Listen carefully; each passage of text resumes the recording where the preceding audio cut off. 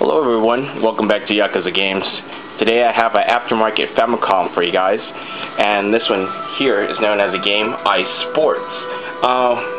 This unit here is actually pretty unique as far as aftermarket Famicoms go, because it is a wireless system, and actually has a couple of built-in games that are a lot better than, graphic-wise, than your standard NES or Famicom title. But yeah, this one here has 48 games. If you notice there, they are separated by category there. And on top of that, we get these really cosmetic accessories that can clip onto the controllers. If you notice here, they look quite similar to a Nintendo Wii, and the system itself does as well. Yeah, let's just go ahead and flip over this box here. You can see a couple of the games we have here. Again, they're separated by category.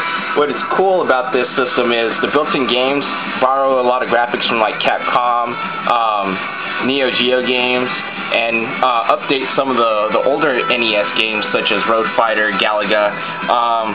There's also Bomberman here, believe it or not, but it plays somewhat different on top of a handful of original games as well. But yeah, aside from that, let's go ahead and take a look at the system. It's fairly small, quite similar to the size of the Wii itself.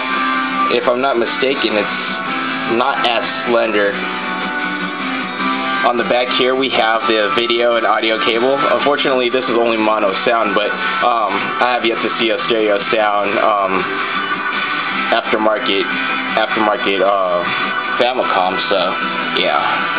And you got your power and reset buttons here. And if you notice, that's actually is a wireless sensor right there, that small square there. And this whole sector here illuminates, so it's pretty cool. You can tell when it's on and whatnot.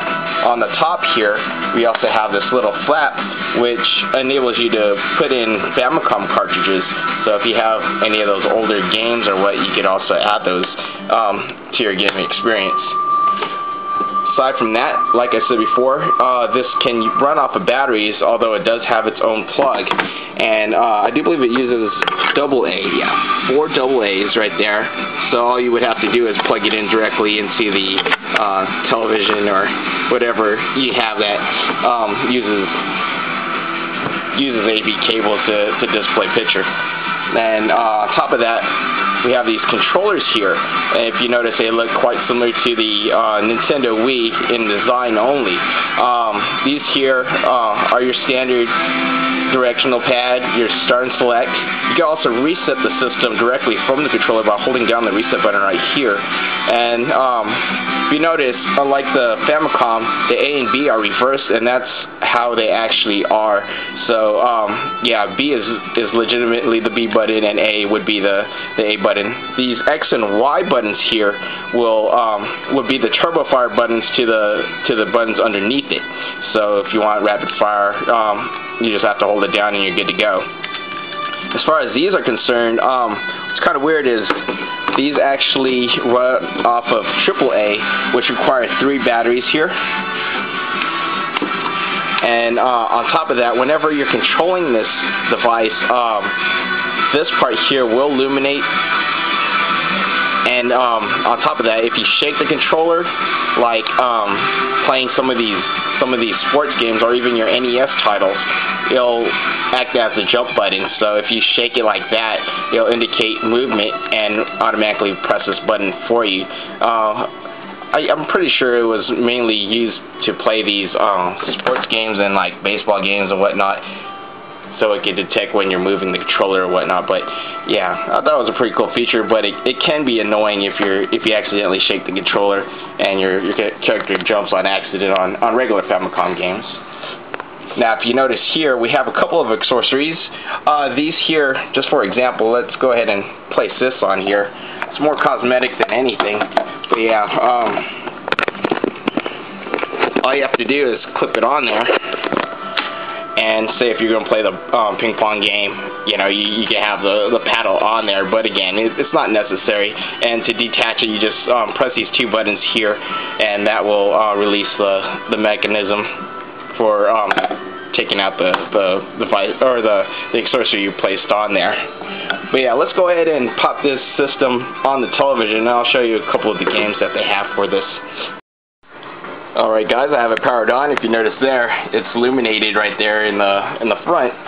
And every time you press the button or move this controller, unfortunately, if you notice, it'll illuminate. So yeah, that can be pretty annoying. But yeah, this here basically is the menu screen. If you notice, if I press sideways, it's sort of like, if I guess you could say like a Netflix type menu, where on the top you have your categories. And then if you press down, you can select other titles.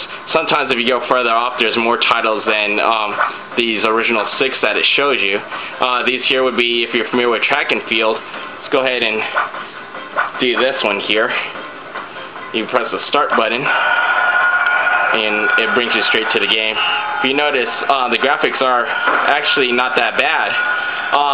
Quite comparable to a 16-bit system, if you will. Yeah, try to beat them with one hand, but yeah, steroids. And there you go. Yeah, just by comparison, you notice here the graphics are just a lot better looking than your standard Famicom game. And these are the built-in games again. And if I hit the reset button here, there you go, it goes back to the menu. We have tennis here, baseball.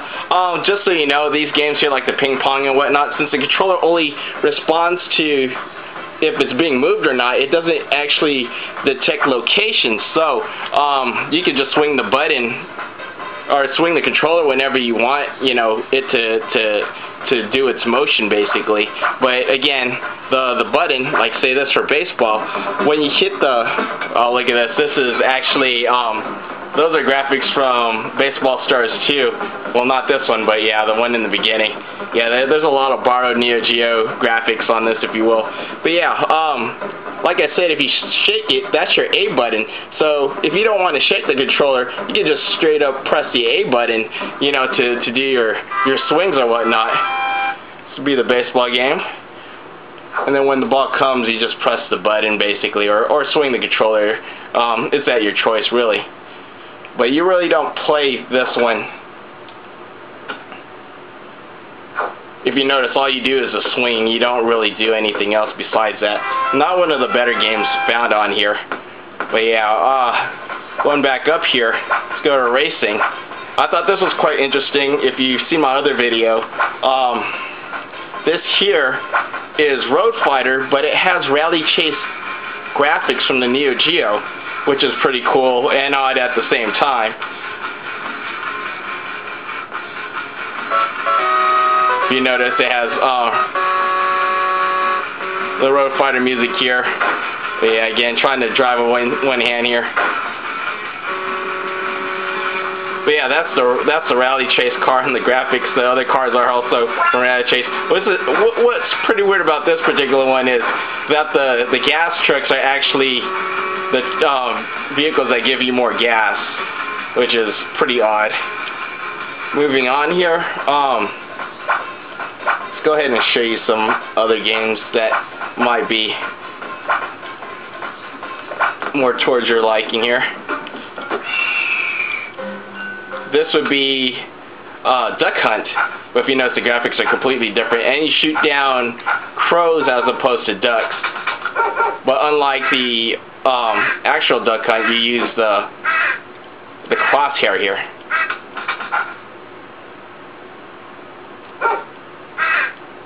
Let's pop out of there right fast. Let's see here. Now this here is another Neo Geo game that played just like Tetris, but this plays exactly like Tetris this time around. Do you believe this is Joy Joy Kid, if I'm not mistaken, on the Neo Geo? But you don't have to release the balloon on this one. All you have to do is play it just like Tetris, basically.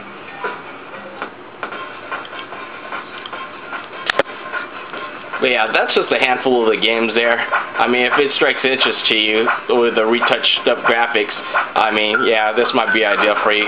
Wild Gunman with 16-bit like graphics. See, I can just press the A button there. Let's see what else we have here. Yeah, I know I'm going through these pretty quick, but yeah, just to show you a glimpse of the system, what it has to offer for you guys. These here are, I guess you could say, like DDR type games. But all you do is press the direction on here. You don't have a pad to actually work from. Not that bad. It actually has vocals and whatnot as well if you continue to play this particular game and the other one.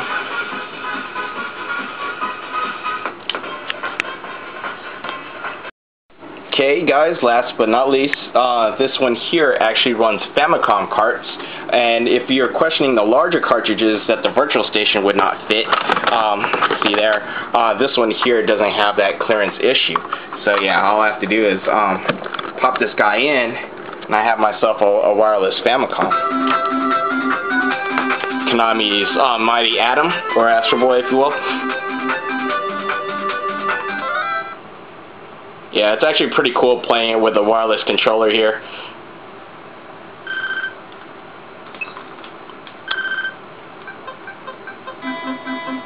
I'll just show you when he gets busted up. You see the doctor put them back together here.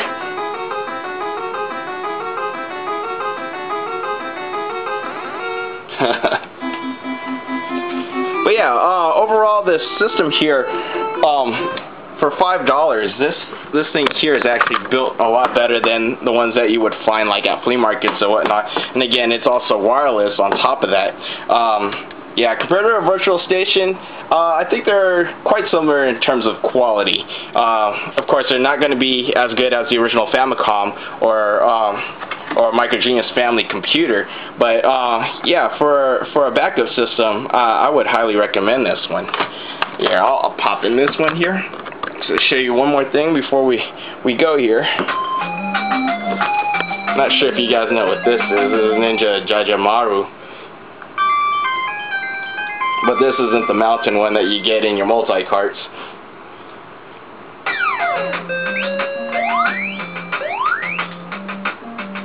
Yeah, I hate this game. It's so hard.